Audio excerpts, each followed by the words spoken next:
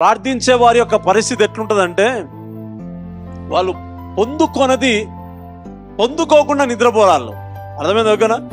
నా మైండ్ ఎందుకో డిస్టర్బ్లో ఉంది, నేను అట్లయిపోయినా ఇట్లా అయిపోయినా, వాళ్ళు ఏం చెప్పరు.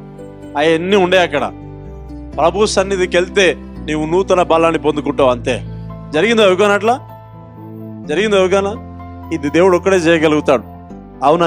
నేను చెప్తా, నిన్ను ఏదైనా సీసీ కెమెరా చూస్తుందో లేదో నాకు తెలియదు, కానీ దేవుడు మాత్రం చూస్తున్నాడు నిన్ను.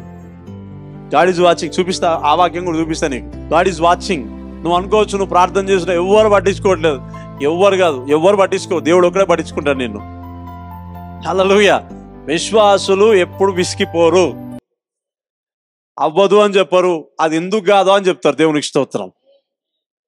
ఆ రకమైన జీల్ బయటికి రావాలా. ఏమైనా? అందుకనే నేను దేన్ని నమ్ముతా అంటే ప్రార్థననే బాగా నమ్ముతా. ఎందుకు తెలుసా? ప్రార్థన చేస్తే మనుషులు వినకపోవచ్చు, దేవుడు వింటాడు.